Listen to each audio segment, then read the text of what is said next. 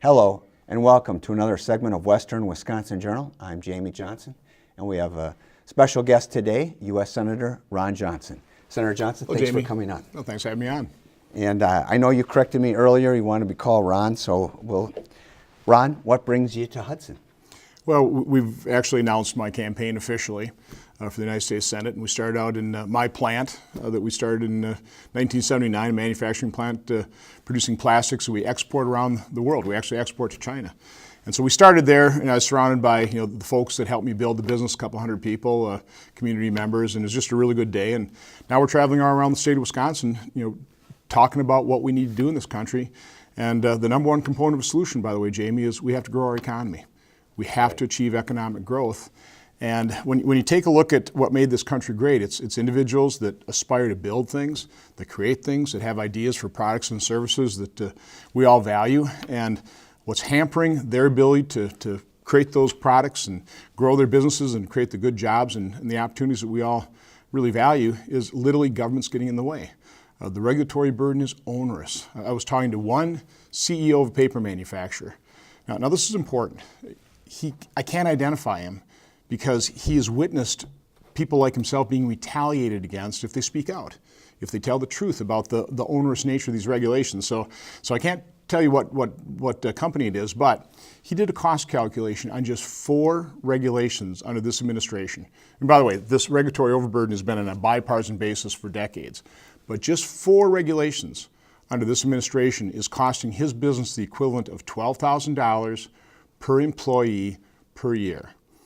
So we hear all the problems about income inequality, primarily produced by wage stagflation. So if you're wondering why wages have stagnated, look no further than that regulatory burden of the federal government, which on a macro basis costs about $2 trillion per year.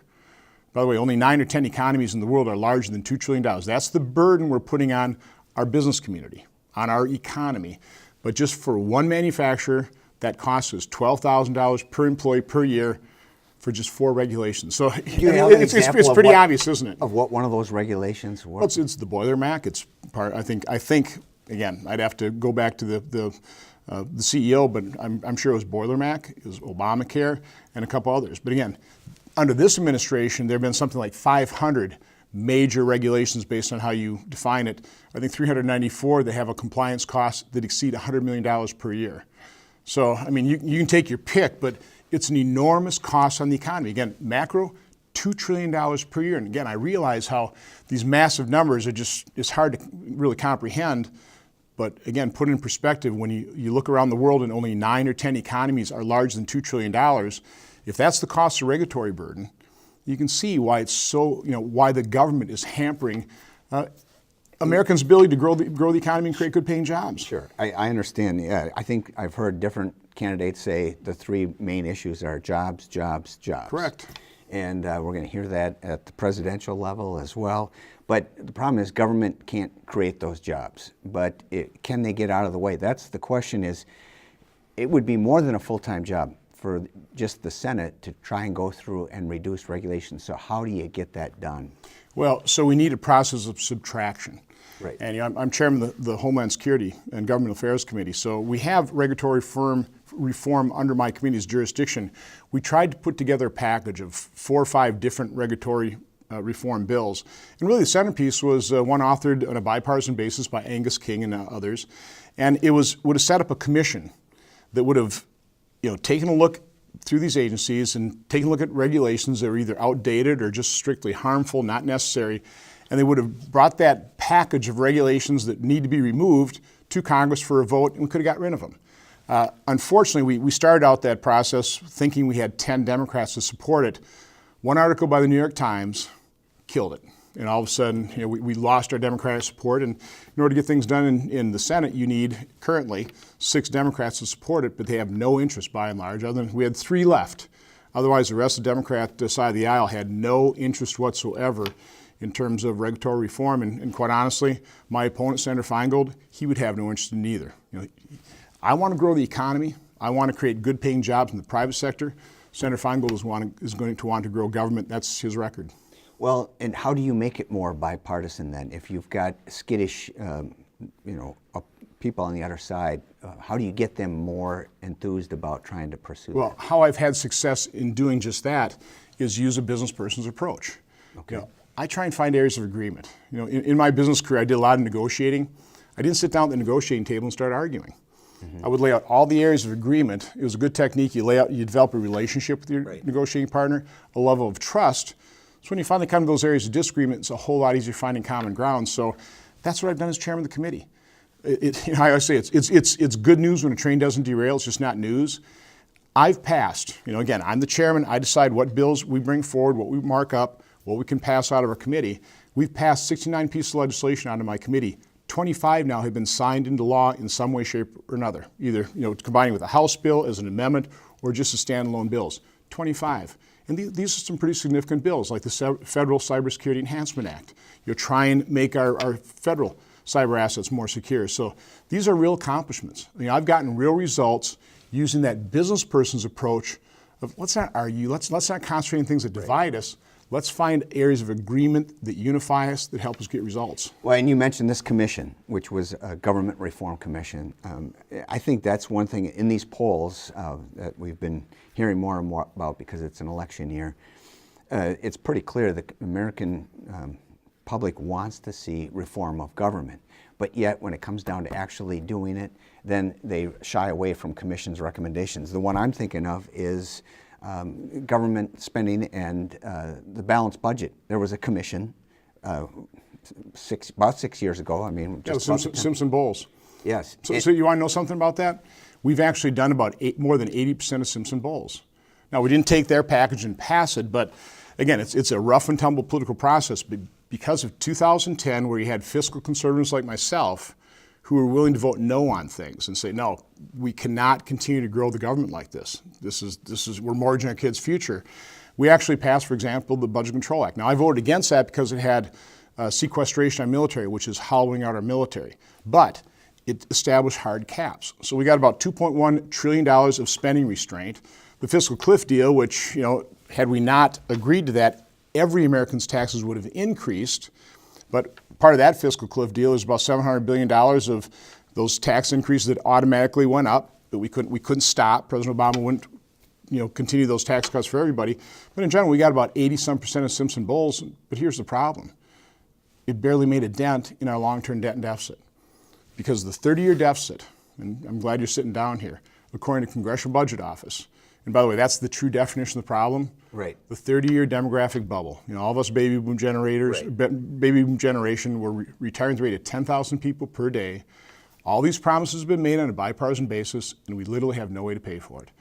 So the 30-year projected deficit is $103 trillion. Our current debt is $19 trillion. We'll add another $103 trillion. And that's if we don't change the trajectory on any of these entitlements. And let me tell you, so what that is comprised of, Social Security will pay out about $14 trillion more in benefits than it takes in the payroll tax over the next 30 years. Medicare will pay out about $34 trillion more in benefits than it takes in the payroll tax. Medicare, for every dollar that gets paid into the system through the payroll tax, pays out $3 in benefits. Obviously not a sustainable program. The rest of that $103 trillion is $54 trillion interest on the debt. So again, as an accountant, as a business guy, there's some information. And it's information the American people never hear. Quick little story. Trying to find agreement with this White House. Right after President Obama got elected, and I'll condense the story, I was one of 8 Republican senators working with the White House trying to find common ground, find agreement on at least reducing that long-term deficit. Right. I was in the White House for about a 2-hour meeting, and President Obama came in for the second half, for about an hour. He was sitting right there. And I slid my 30-year deficit chart under his nose and I said, Mr. President, I've given my PowerPoint presentation with that information to about 17,000 Wisconsinites. An audience is 25, 50, so I've given a lot. But I'm a pretty small voice compared to you. You're the president. You have the bully pulpit. Please use it. Take the American people the truth. Show them the depth of the problem so that collectively we can take the first step in solving any problem, which is admit you've got one. You know what he said to me? Now, this is in August of 2013. He was just starting his second term. He said, Ron, we can't show the American public numbers that big. If we do, they'll get scared, they'll give up hope. He says, besides, Ron, we can't do all the work. We have to leave some work for future presidents, future Congresses. So, here you got a president seeking a second term, he doesn't have to worry about re-election. This is the time to lead. This is the time to tell the American people the truth, and he's kicking that can down the road. And that denial of reality. Now, I was asked, I'm chairman of the Homeland Security Committee. So I was asked at a forum in Pewaukee, what is the greatest threat facing this nation? Now, I could have ticked off, North Korea, Iran, ISIS. I could have really ruined everybody's day, okay, or their night. Gave him a little more unusual answer. I said, probably the greatest threat is the denial of reality. On a bipartisan basis, people in Washington, they're basically going there to get reelected. Now, I hate to say that, but the motivation of most members of Congress is just to get reelected. And facing harsh truths, being honest with the American public, is not necessarily conducive to getting reelected. So what you will see, certainly over the next 6 months out of my campaign, coming from me, I'm going to be laying out these realities. Right. We'll see if that's, in the end, a winning message. But that's, I think, what we have to do in this country. We've got to face up to the truth. And by the way, we need elected leadership that's willing to do that. We don't need career politicians. They've gotten us into this mess. They're the ones that took the Social Security money, the surplus, spent it on other government programs, and in its place, put a bunch of pieces of paper. $2.77 trillion of U.S. government bonds, which, okay, it's an asset to the trust fund. It's a liability of the Treasury. Right. That's to zero. Yeah. The trust fund has no financial value. And I was finally able to elicit that from government officials in about 8 or 9 hearings. Not everybody admits it, but at least the directors of CBO and Janet Yellen, head of the Fed, did admit that, in the end, that's consolidated the books of the federal government, the trust fund has no financial value. Well, but we've seen some progress in working on the annual deficit. In the 6 years you've been in, the deficit's not quite half what it was when you first... Still over $400 billion a year. Right. But you know why? Even with the meager economic growth, and this is historically slow recovery. You compare to other recoveries from other recessions after World War II, we are way underperforming. But even with that meager economic growth, from 2009, which was the trough, to last year, revenue has increased to the federal government, not by tax increases, by economic growth, by more than $1.1 trillion per year. Now, the federal budget is still less than $4,000 billion per year. Right. But we've increased revenue by more than $1.1 trillion per year with meager economic growth, which kind of gets me back to the first part of our conversation. The number one component of a solution, whether it's stabilizing Social Security and saving it for future generations, Medicare, reducing this deficit, is economic growth. And that's great. Economic growth without having to raise tax rates gets us more revenue.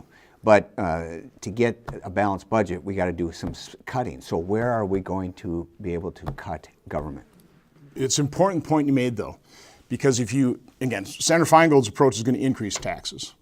Okay, make the rich pay their fair share. Well, the top 1% is already paying close to, I don't know the exact figure, I'll get this, but it's approaching 40% of all income taxes. Right. Okay? You start increasing taxes, that's going to harm economic growth. It's counterproductive. Okay, so people need to understand that. We already tax the American economy enough. So what we need to do is actually reduce the tax burden, or certainly make it a lot simpler. I would scrap the current tax code. Scrap it. I don't think it can be repaired. I don't think it can be reformed. And then reestablish a completely simple tax system based on 2 principles. Raise the revenue we need so we stop mortgaging our kids' future, and do no economic harm. Stop trying to socially and economically engineer through the tax code. We do a terrible job. That's what all these deductions, all these tax credits, all the special treatment for special interest groups is all about, trying to get people to behave the way the bureaucrats in Washington want you to behave. I want people to be free. I want them to aspire to build things, to create products and services that we all value. That's what made this country great. Well, and I agree, and I think that this is another example of, that sounds great. People would agree. Yeah, let's get rid of the IRS, and I didn't say get rid of the. We'll need a revenue generating. So where do you cut? The agencies. Let's start paring back these regulatory agencies that are hampering economic growth. Listen, we all want a clean environment. And the EPA has been incredibly effective and successful at reducing those primary pollutants that it was originally established for. That's great. Back in the 70s, we literally had a river in Ohio start fire. Right. they're not flaming on anymore. So that's a good thing. But the EPA has gone way beyond its original mandate and doing real economic harm. So I think you take a look at all these agencies and figure out how can you pare them back? How can you limit them to basically their core function that would be under, constitutional activity? If you confine with constitutional activity, I think you'd start doing that.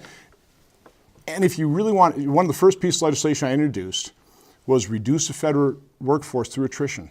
Right. So you don't even have to have it. You don't have to fire anybody. Just for retire. I think this. It's been a number of years since I introduced it. Obviously, because we have Democrat president, they don't want to reduce anything. But I think the proposal was for every 3 people that retire, you replace them with 1 person. And over a pretty short time period, that would have reduced the workforce by about 10%, is what the estimates were. Again, there's just some common sense way of doing this to start first limiting the growth of the federal government.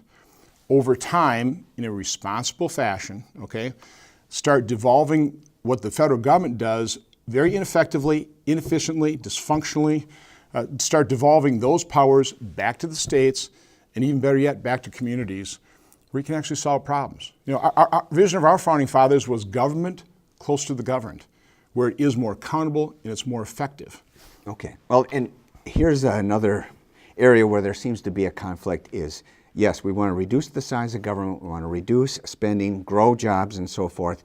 And then we have to have security. I mean, that's, again, the number 1 function of the presidency is to keep our country safe, and you're serving on Homeland Security. So how do you reconcile needing to keep our defense strong and saying we can't have mandatory cuts in defense spending, and we can't be cutting there, but yet we still want to work towards balancing a budget when defense spending represents one of the top 3 areas? So it's prioritizing spending. Okay. And I think you just said it. I agree with it. The top priority of the federal government, constitutionally as well as just practically, is the defense of this nation, security of our borders. We need the federal government to concentrate on what only it can do, and the things that is really best left to the states and the people, let them do that. And the problem is the federal government's just had this enormous power grab. And one of the things I ask my audiences in town halls, and by the way, I get a lot of Democrats coming to my town halls, which is a good thing. I want that conversation, but I just ask them, how many people here think the federal government's efficient and effective? Right. Like nobody raises their hand. To get them to raise their hand and say, well, okay, how many people think it's broken, dysfunctional? Everybody raised their hand. They're right. Yeah. So here's a little idea. How about we stop growing it? Yeah. Stop sending people like Senator Feingold, who's absolutely dedicated to growing that dysfunctional place, and also, by the way, thinks he's smarter than you. I mean, so smart that he's going to tell you what kind of health care to buy. Remember Obamacare? Remember the promises of that? If you like your health care plan, you can keep it. He had that on his website. Millions of Americans lost their health care. Thousands of Wisconsinites. The Patient Protection Affordable Care Act, well, if you lost your health care, that didn't protect you. Affordable care. I just drove through Spooner yesterday. Janice Fenneman, she's one of the individuals, hundreds of people have written me with similar stories, but she lets me use her name. Her premium before Obamacare was $276 per person, for her. $276. About a month. Okay. Now it's $787. Now, how affordable is that? Remember, President Obama promised us repeatedly that if you pass Obamacare, the average family will pay $2,500 less for the health care. Again, that is... Still looking for that average family. Obamacare was a massive consumer fraud. I mean, if a business made those false promises, and by the way, that if you like your health care plan, if you like your doctor, you can keep them, period. That was PolitiFact's 2013 Lie of the Year, coming from the President of the United States as well as all the people, or most of the people, that supported the health care law. They told that same lie and sold the American public a bill of goods. It's doing great harm to real individuals. Well, there's a lot of talk about repealing and replacing, but I've heard a lot of the repeal part. Is there a plan for replacing it, improving it, fixing? There are a number of really full-blown Obamacare replacements in Congress. They've been introduced. People like Tom Coburn in the Senate. I know the Doctor Caucus in the House has also got a full plan, I think primarily authored by Tom Price, who's now Dr. Tom Price, who's also chair of the House Budget Committee. The problem for Republicans is we haven't had the presidency, and so you have a number of plans. So it's kind of a diffuse message versus we really need to coalesce around one. That's really what a presidential candidate really needs to do, and what a Republican president would have to do is kind of corral the cats and say, okay, here are all the good ideas, and they really have to do with more freedom and choice, for the American public. Bring in free market disciplines. Again, I was in the free market. I was competed in a free market system for 30-some years. As a manufacturer, I would love to have been a monopolist. But because I had to compete, my prices were lower, my quality was higher, as was my level of customer service. That's what a free market competitive system does. Take a look at all of our consumer products. The free market competitive system guarantees those things, but we've largely removed it from our healthcare system and from our education system. What are the two things that people are most upset about? Those two areas of our economy where the free market system has been removed, and we really dislike the results.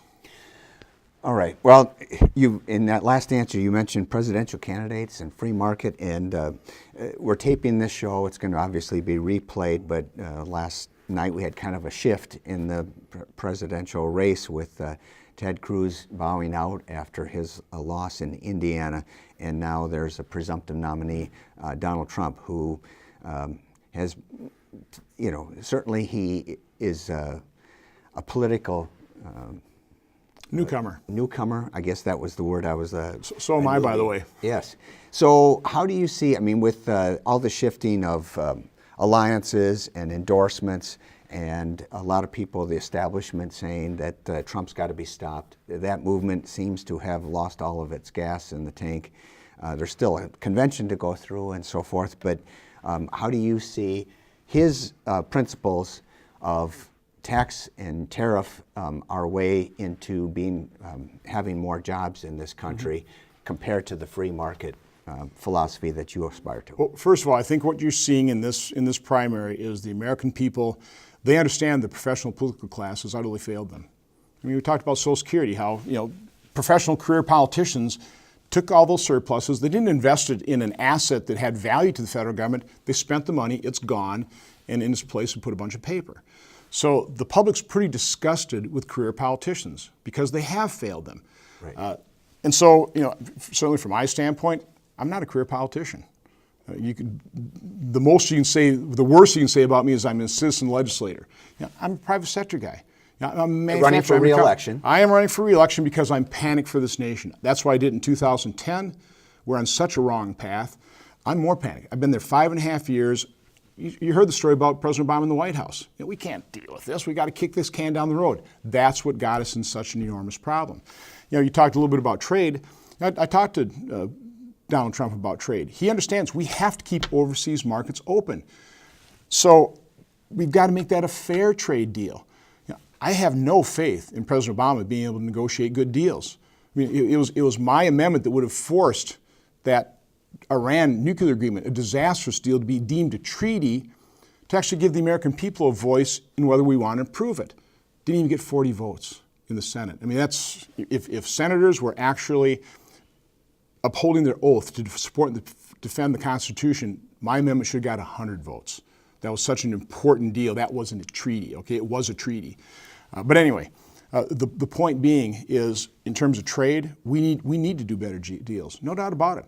I'm happy to give Donald Trump the ability to renegotiate our trade deals, to take advantage of the negotiating leverage and power America has. I think these past deals, they've been negotiated by career politicians, no experience in the private sector. They're not good negotiators. They don't know how to do a good deal. So again, from my standpoint, I'm happy to give our nominee an opportunity to renegotiate and do a better deal so that we have fair trade. We got to keep overseas markets open. The last thing we want is protectionism, but we should have and insist on utilizing all of our economic leverage and make sure that we're not taken advantage of. So you're in favor of good deals, just not the bad deals that you've seen? Absolutely not. I said our weaknesses,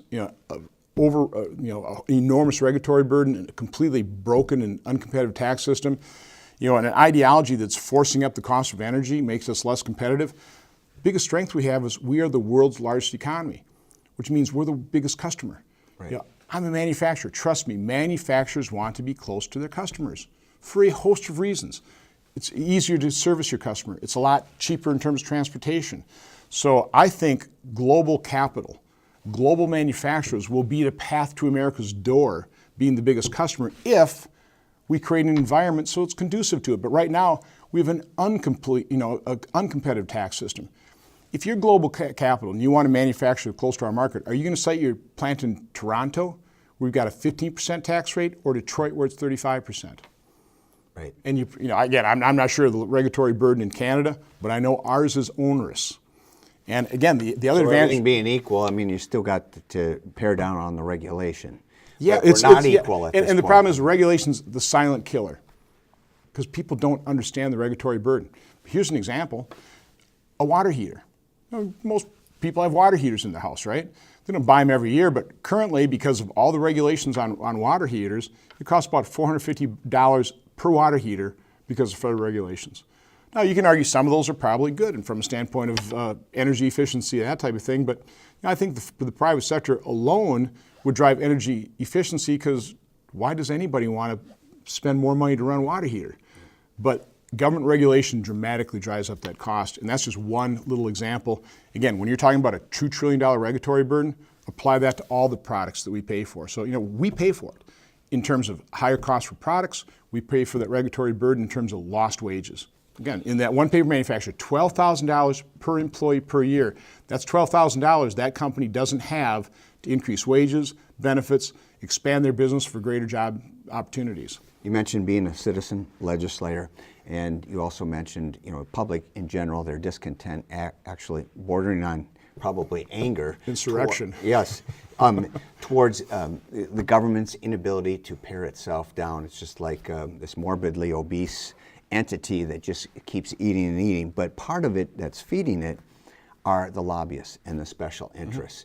And what do you think about regulating? And again, I know that you're generally against more regulation, but when it comes to stopping people from jumping from public sector to the private sector and just turning around the roles and becoming a lobbyist to gain favor, there's been a couple representatives from both parties that are introducing legislation. Is that something that you would be in favor of? So I'm a manufacturer background, so you solve a lot of problems. You have to do root cause analysis. So let me try an analogy for you, because trust me, I understand how angry people legitimately are at the federal government and all this, the rigged system. It's a rigged system. But assume you have a casino owner. Right. And that casino owner has the power to make everybody play his game. I mean, everybody has to play it. You have no choice. You have to play the game. But here's the problem.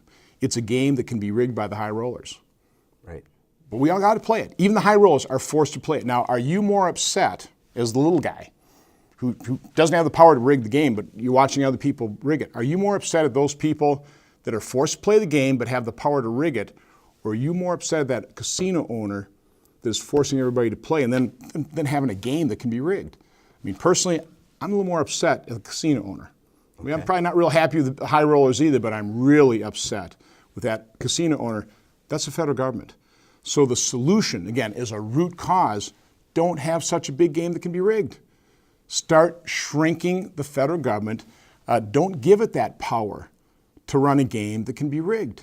Okay. Because that's that process of limiting the size of the federal government, its power and control over our lives. Start devolving that back to the states, back to the local government.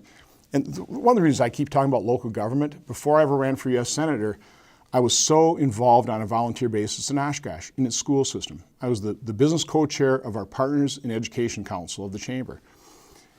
We had all the stakeholders around that table. I mean, college professors, technical college, K through 12, business owners, government officials. The most liberal to the most conservative, it never came up.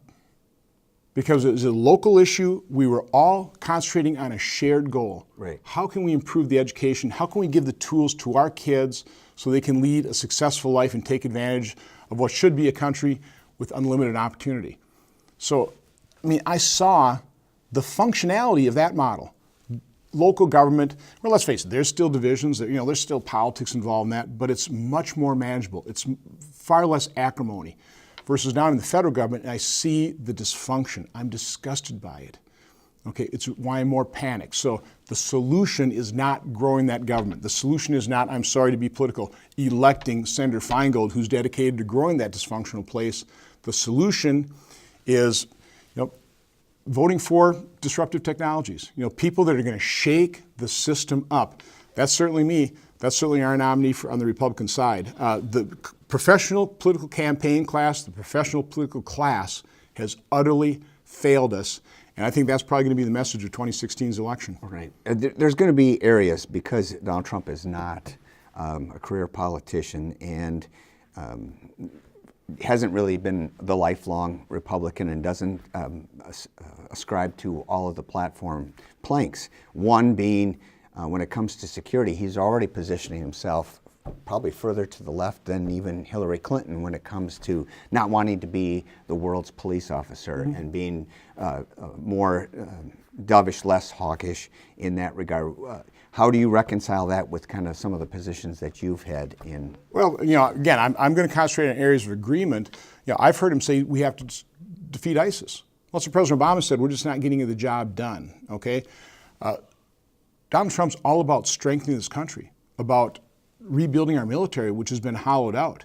Listen, I'm highly reluctant to use American military power, particularly until we have a commander-in-chief who is committed to actually winning. Right. I mean, the reason I didn't vote for the authorization for use of military force in Syria is, how do we win that conflict? I didn't see a commander-in-chief that was committed to using the finest among us to achieve victory, but just basically using him.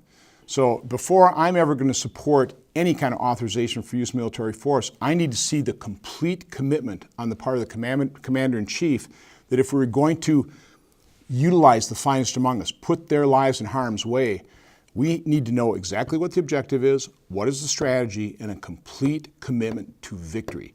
Not just kind of nibbling around the edges and just sort of do what needs to be done to kind of quell the political fires. We need that commitment. And as I'm listening to our nominee, that kind of sounds where he's coming down. I don't think we can be the world's policeman.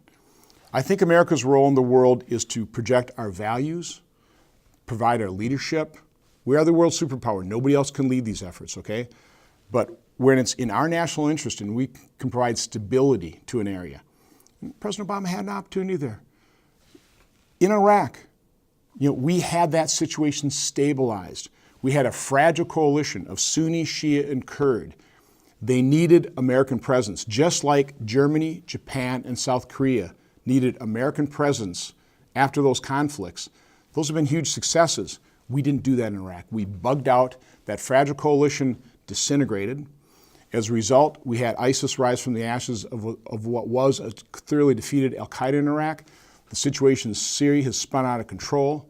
Let's face it, under President Obama, what do you say? Mubarak must go. Look at the problems that created in Egypt.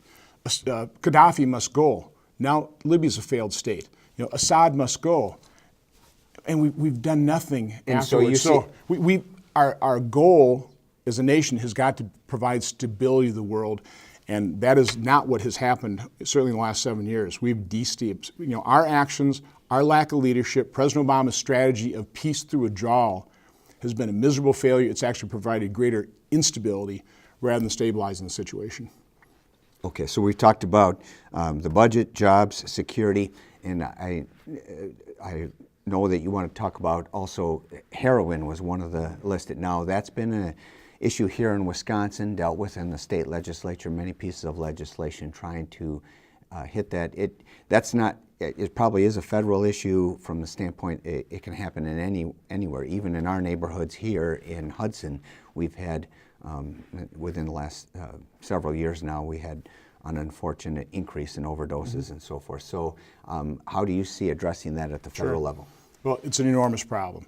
And it's interesting, as Chairman of Homeland Security, how I came to understand the nexus, the drug abuses, all these problems. One of our top priorities on our committee, I'll give you the four: border security, cybersecurity, protecting our critical infrastructure, and countering Islamic terrorism. Okay, those are our top four priorities. We've held, I think, 17 hearings with some aspect of border security involved.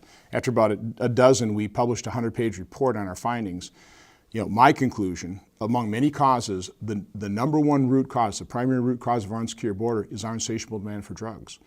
Because it gave rise to the drug cartels who control whatever side of the portion of the Mexican side of the border they want to. They destabilized these regimes, the public institutions of Mexico and primarily Central America. The price of heroin, inflation adjusted in the early 80s, was $3,200 a gram. In Milwaukee, you can buy it for $100 a gram. One hit of heroin costs about $10. The cost of a fancy craft beer in a fancy restaurant. Okay, so we have to secure our border to, quite honestly, drive up the cost of those illegal drugs so they're not so accessible. But then, as I do a national security swing around Wisconsin, and I talk to local, state, and federal public safety officials, I ask them, what's the biggest problem you're dealing with? Drug abuse. Because the crime it creates, the broken families, the broken lives. My own personal involvement is our 32-year-old nephew died of a fentanyl overdose in January this year.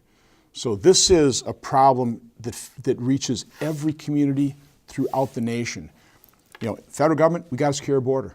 There's something I completely agree with Donald Trump about. We have got to secure the border on a bipartisan basis. We've never made that commitment. Now, it's probably a little more complex, and I've talked to Mr. Trump about this, and I think he understands that complexity as well.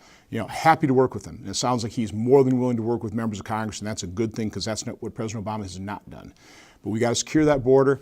We have to explore, treatment alternatives. We have got to address the demand side of the equation. Securing the border, that addresses the supply side. We passed the Comprehensive Addiction Recovery Act.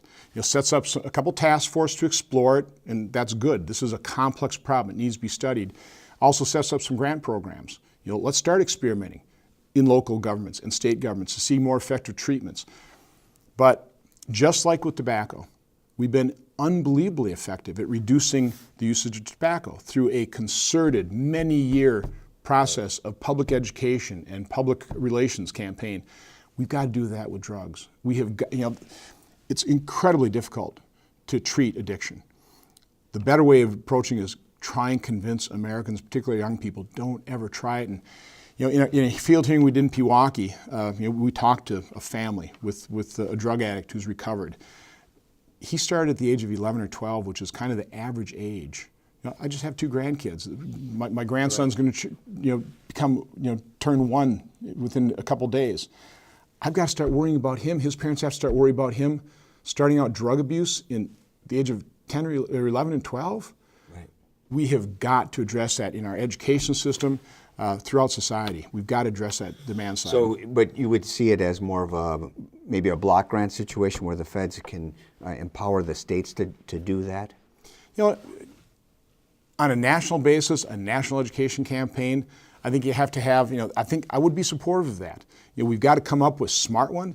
But with the use of social media, I've talked to the folks at Facebook. They're doing some pretty imaginative things countering Islamic terror's message on social media. We need to do the same thing. So to me, this is a total national effort utilizing, let's face it, we've got the best sales and marketing minds in the world, in America. Let's use every asset at our disposal. So there'll be some national involvement, there'll be state and local. It's got to be K through 12. It's got to be in our colleges. It's got to be in social media. I can see a national advertising campaign and broadcast media. It's got to be an all-above approach, but it's got to be smart. It's got to be hard-hitting. Okay. We've got to relay that reality. By the way, it's not a victimless crime. Come down to Central America with me. See these shelters for sex-trafficked little girls. And those are the drug cartels that have expanded their product line to human trafficking and sex trafficking. So if you're doing drugs and you think it's a victimless crime, think about those sex-trafficked little girls, youngest 11, oldest about 16, average age 14. That's also being fueled by these drug cartels that are engaged in all this trafficking.